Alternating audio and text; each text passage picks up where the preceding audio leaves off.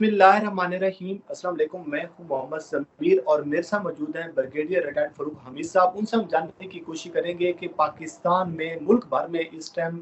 निगरान सेटअप की आमद है। अनवारुल्लाह काकड़ साहब जो हैं उनको निगरान वज़ीर आज़म जो है वो बनाया गया है। तो इसके साथ साथ बात करेंगे कि अब जो है अगला सियासी मंजरनामा जो है वो क्या बनता हुआ नजर आ रहा है। सर, सबसे पहले तो आपके वक्त देने का बहुत बहुत शुक्रिया कि आपने अपनी मसरूफियत से वक्त निकाला। बिस्मिल्लाह, बहुत शुक्रिया जमीर भाई, बहुत शुक्रिया। बिल्कुल आपकी बात सही है कि इस वक्त पूरे मुल्क में तमाम सूबों में और ख़ासकर कल इस्लामाबाद में ये निगरान जो गवर्नमेंट है उनकी आमद है। और ये आपकी बात सही है कि बिल्कुल एक सरप्राइज मिला है। जो हमारे केयर टेकर वज़ीर आज़म है इस्लाम फेडरल लेवल के ऊपर जनाब सेनेटर काकर साहब, उनकी जो अपॉइंटमेंट हुई है, देखिए वो सरप्राइज इसलिए है कि अगर आपको याद हो कि आपके पिछले प्रोग्राम में मैंने कहा था पिछले महीने कि जो मुल्क के माशी हालात हैं, जो फाइनेंशियल क्राइसिस चल रहा है, जो आईएमएफ का प्रेशर है, अगली इंस्टॉलमेंट से पहले भी बड़ी आईएमएफ की कंडीशन मीट करनी है, तो ज़्यादातर लोगों का और मेरा भी तज्जिया यही था कि आएंगे एक मईशत के एक्सपर्ट, और नाम लिया जा रहा था कि डॉक्टर हफीज शेख साहब होंगे, एक टेक्नोक्रेट को भी बनाया जाएगा केयर टेकर प्राइम मिनिस्टर। इसहाक डार का भी नाम लिया जा रहा था। जी, इसहाक डार साहब का तो कई एक हफ्ता नाम चलता रहा, लेकिन फिर वही बात है कि many slip between the cup and the lip. हम सोचते कुछ है लेकिन हो कुछ जाता है, और यही पाकिस्तान की सियासत और पाकिस्तान के इंटरनल मामलात में ये सरप्राइजेस जो हैं ये तो हमेशा होते हैं। लेकिन मैं ये कहूँगा कि जनाब पिछले 16 माह में पीडीएम की हुकूमत के वो जो 16 महीने गुजरे हैं, यकीन जाने अंग्रेजी में कहते हैं एक खौफनाक, जिसको कहते हैं ना ख्वाब, डरावना ख्वाब, उस तरह एक वो था जो कि जिसको हमने बर्दाश्त किया और वो गुजर गया। तो शुक्र हमें इस बात का करना चाहिए कि वो लोग चले गए, लेकिन सेनेटर काकर साहब आए हैं, Pashtun leader from Balochistan, sitting senator, और एक पढ़े लिखे शख्स हैं, बड़ी अपना उनकी पुरवकार शख्सियत है, बड़ी अच्छी रेपुटेशन रखते हैं, कि मैं समझता हूँ पाकिस्तान के जो हालात है उसमें ये हवा का एक ताज़ा झोंका है। यकीन जानिए मुझे ज़ाती तौर पे इसलिए भी खुशी है कि ज़ाहिर बात है मेरा भी ताल्लुक कलात बलूचिस्तान से है, और बलूचिस्तान की जो भी डेवलपमेंट होती है मैं उसको बहुत बारीकी से फॉलो करता हूँ। देखिए जी, बात बड़ी क्लियर है कि ये सेनेटर काकर साहब की जो अपॉइंटमेंट हुई है, ये बलूचिस्तान के लिए और बलूचिस्तान इन पर्टिकुलर और Pakistan and the federation in general, इसके लिए एक बहुत अंग्रेजी में कहते हैं गुड ओमन, एक अच्छा शगुन है ये, और बलूचिस्तान की पीस और डेवलपमेंट के लिए इन हालात में। लेकिन सर जी, आप बात करें कि ये बलूचिस्तान के लिए एक अच्छा शगुन है, पाकिस्तान के लिए ये जो अपॉइंटमेंट हुई है ये पाकिस्तान के लिए बेहतर साबित होगी, लेकिन आज हमने देखा कि अख्तर मेंगल साहब ने एक लंबा चौड़ा खत लिख दिया है नवाज शरीफ को, और जिसमें उसकी पंच लाइन ये थी कि आपने माजी से कोई सबक नहीं सीखा, और उन्होंने निगरान जो वज़ीर आज़म की अपॉइंटमेंट हुई है इस पर बड़े अपने तफुज़ात का इजहार किया है कि इससे बेहतर भी बहुत सारी चीज़ें हो सकती थी। और इसके साथ साथ कल खुर्शीद शाह ने भी एक बात की है कि अनवारुल हक से भी बेहतर इंतखाब किया जा सकता था, ऑप्शन किया जा सकता था। आप इसको इस एंगल से देख रही हैं, लेकिन फिर ये बलूचिस्तान से अख्तर मेंगल का अचानक नवाज शरीफ को खत लिखना, इस पर थोड़ा सा तबसरा करें सर।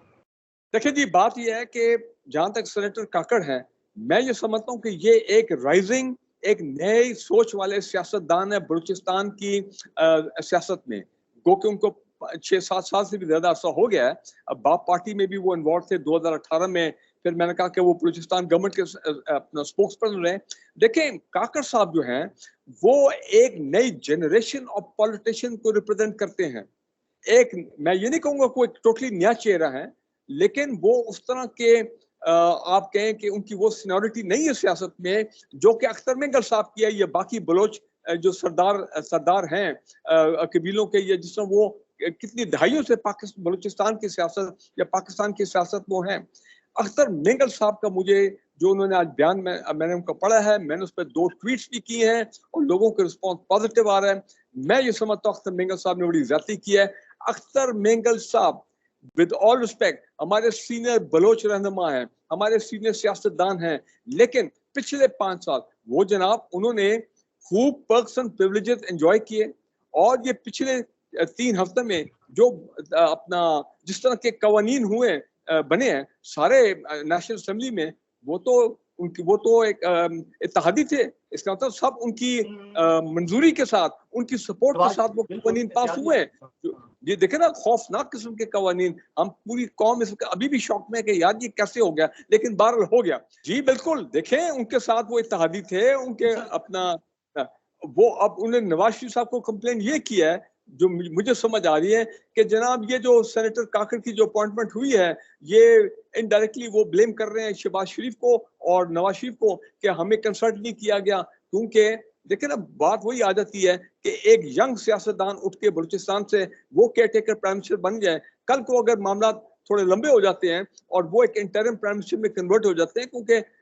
वो भी आप बात करूंगा आपके इलेक्शन के बारे में, तो फिर इन लोगों को तकलीफ तो बड़ी है। मैं समझता हूं इनको ऐसा नहीं करना चाहिए था। ये जो अख्तर मैंगल का खत लिखा गया है सर, जो अपॉइंटमेंट हुई है इसकी, क्या नाम है, राजा रियाज साहब कहते हैं ये नाम मैं लेकर आया हूँ, और आपके इल्म में है कि इसमें जो राजा रियाज साहब जो नाम लेकर आए हैं, तो जो मुक्तदर हल्के हैं उसमें जाहिर बात है वहां पे अगर कबूलियत ना होती तो डेफिनेटली ये चीजें ना होती। लेकिन अख्तर मैंगल का नवाज शरीफ को खत ये लिखना कि जी आपने माजी से सबक नहीं सीखा, ये फ्रस्ट्रेशन वो लंदन में क्यों निकाल रहे हैं जाकर? वो इसलिए है कि देखें नवाज शरीफ साहब जो हैं वो अब उनको ब्लेम कर रहे हैं कि जनाब देखें आपने तो अपना तमाम मामला सीधे कर दिए, आपने जो एस्टैब्लिशमेंट की मुखालिफत है वो तो आपने छोड़ दी, आपके अपने केसेस तो सारे खत्म हो गए, और जनाब हम धरे के धरे रह गए, हमें तो कुछ नहीं मिला। सो ये वो एक नेगेटिव सोच है जो कि अख्तर में, और बल्कि इन वे मैं समझता हूँ वो अब नवाज शरीफ साहब को उकसा रहे हैं। अब आप देखेंगे कुछ अरसे में कि ये पीडीएम के लोग जो हैं, पीडीएम के लोग अब आप ये एक और दोबारा ये दबाव डालना शुरू कर देंगे। आप उनको एस्टैब्लिशमेंट के मुख्तदर हल्के के, मैं ऑलरेडी नोट कर रहा हूँ कि काफी यानी कि दोबारा वोट का इज्जत हो और एंटी एस्टैब्लिशमेंट नैरेटिव दोबारा ये लोग बनाएंगे। जी, मेरी सोच ये कि ये दोबारा मैदान में आएंगे वही अपना बयानिए लेके, क्योंकि ऑलरेडी पिछले चंद हिस्सों में मैंने कई ट्वीट्स किए हैं जिसमें मैंने इस चीज को निशानदेही की है कि भाई को प्रो पीडीएम जर्नलिस्ट जो है, रवायती जो एंटी एस्टैब्लिशमेंट जर्नलिस्ट हैं, उन्होंने दोबारा ऐसे लगता है अपनी बंदूका का रुख जो है वो दोबारा एस्टैब्लिशमेंट की तरफ कर दिया है, इसलिए क्योंकि केयरटेकर गवर्नमेंट जारी है। अब वो चाहते हैं कि भाई किस मुंह पे करेंगे एस्टैब्लिशमेंट से गिले शिकवे, अब ये किस मुंह से करेंगे, हमें तो ये समझा दें थोड़ा सा। देखे ना, मैं यही तो कह रहा हूँ, उनको तो खुश होना चाहिए कि भाई आपके केसेस सारे खत्म हो गए, आपके अरबों रुपए जो है वो पैसे जो है वो सारे बच के। अवाम के साथ क्या हुआ ये महंगाई में और ये तमाम चीजों में पीछे, वो तो आपको पता ही है। तकरीरी हुई है सर, ये जो तकरीरी हुई है काकर साहब की, इसमें नवाज शरीफ जो है, क्या शहबाज शरीफ ने नवाज शरीफ साहब को ऑन बोर्ड लिए बगैर सिग्नेचर कर दिए?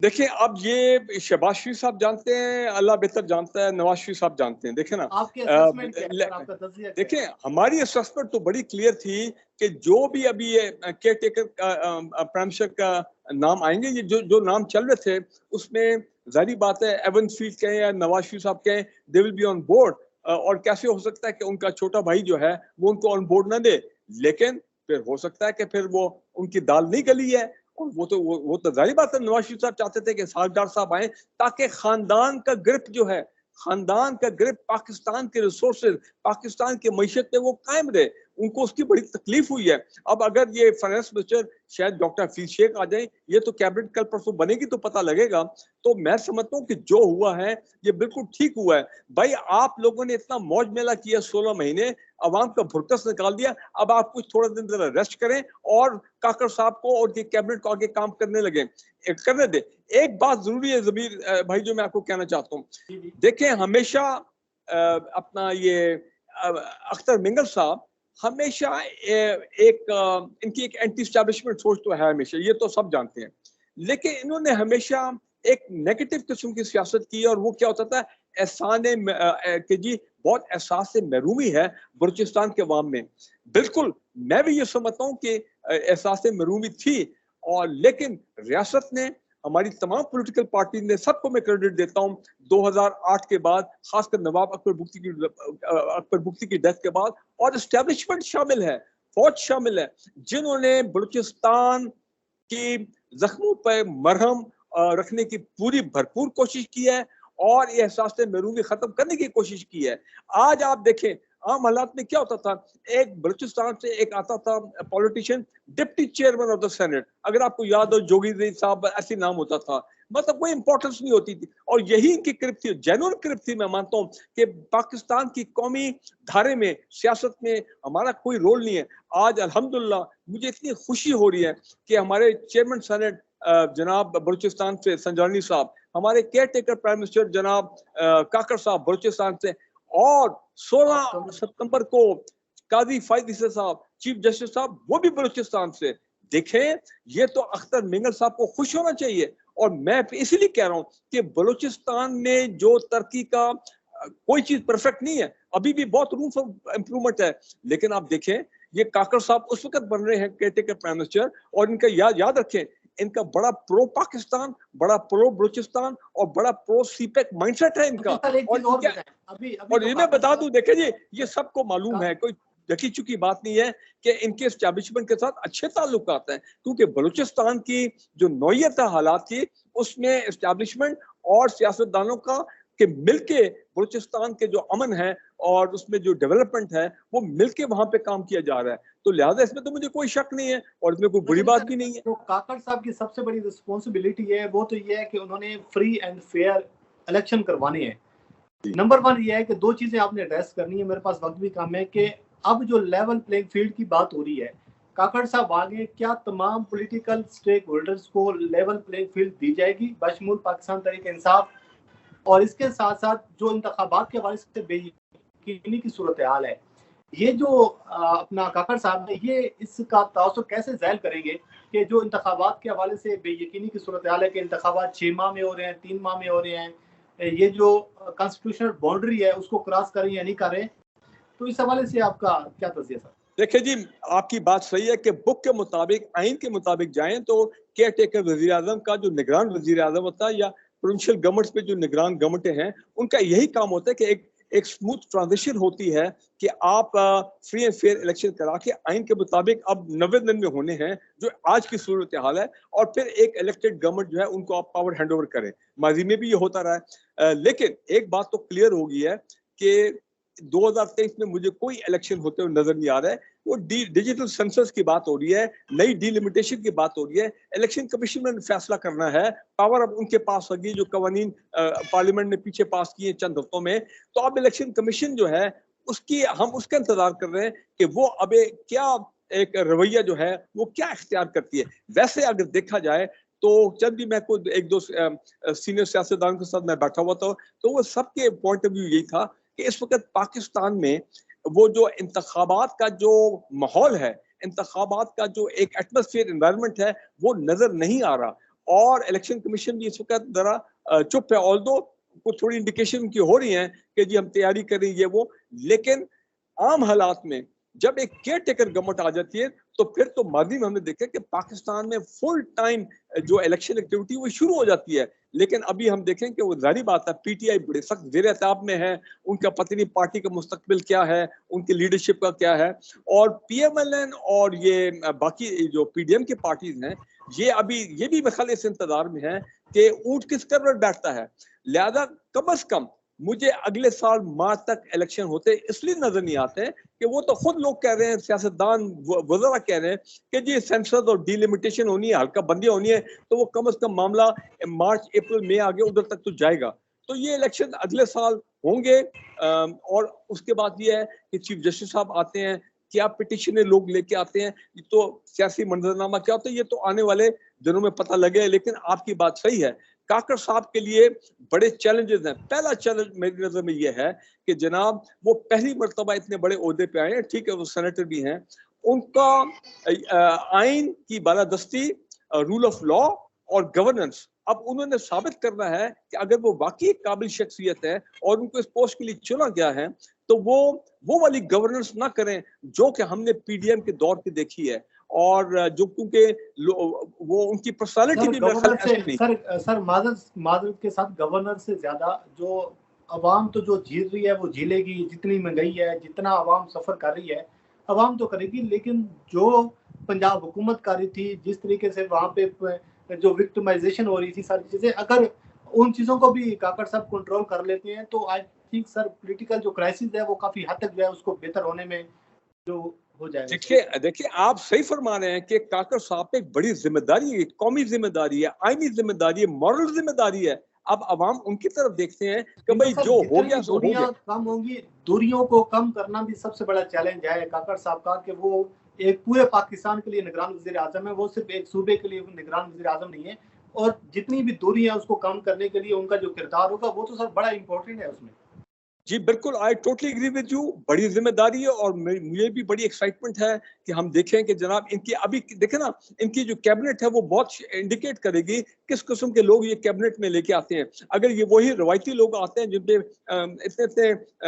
खरबों के केसेस थे, जिन्होंने कुछ अपने केसेस माफ कराए, तो फिर बड़ा बुरा इंप्रेशन जाएंगे। मैं समझता हूँ अच्छे नीट एंड क्लीन लोग एज फार एज पॉसिबल इस कैबिनेट में आने चाहिए, और ये वो 85 वाली बंदों वाली कैबिनेट ना हो जिसने तबाही मचा दी गवर्नेंस की पाकिस्तान की तारीख में, तो जो चीज हमने पहले कभी नहीं देखी। आपके पास कोई नाम है कोई बड़े बड़े ओहदों पे, जैसे मेन नहीं देखिए, मैं वजीर खजाना है, इंटीरियर मिनिस्ट्री है, वजीर खारजा, इन पे कोई बंदे लेके आ रहे हैं कोई आप? देखिए ये एक बात तो क्लियर है, जहां तक अगर मैं हूं की जगह आज, तो वजीर खजाना तो बिल्कुल ये जो टॉप हमारे मईशत के एक्सपर्ट है, चाहे हफीज शेख साहब हो, रजा बाकर साहब हो, या कोई और आ जाए वेल नोन अपने हमारे इकोनॉमिक एक्सपर्ट इकोनॉमिस्ट जो हैं वो आए, बिल्कुल, क्योंकि उन्होंने IMF के साथ डील करना है, तो वो बिल्कुल। देखिए दूसरी इंपॉर्टेंट एक चीज याद रखें, CPEC का फेज 2 लॉन्च हो गया, और ये बड़ा इंपॉर्टेंट है ना सिर्फ बलूचिस्तान के लिए बल्कि पाकिस्तान के लिए। और बड़ी खुशी की बात यह है कि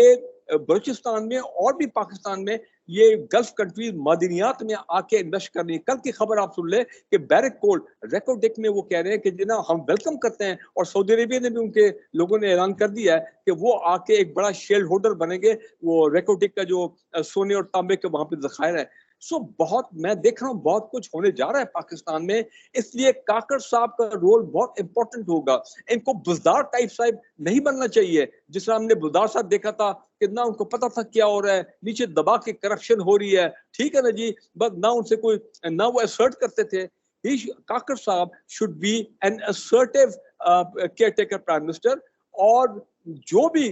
होता है कानूनी तौर पे हम उम्मीद करते हैं कि वो उनको अच्छी तरह से निभाएंगे, ताकि लोग उनको याद रखें कि ये आए थे, इन्होंने डिलीवर किया था।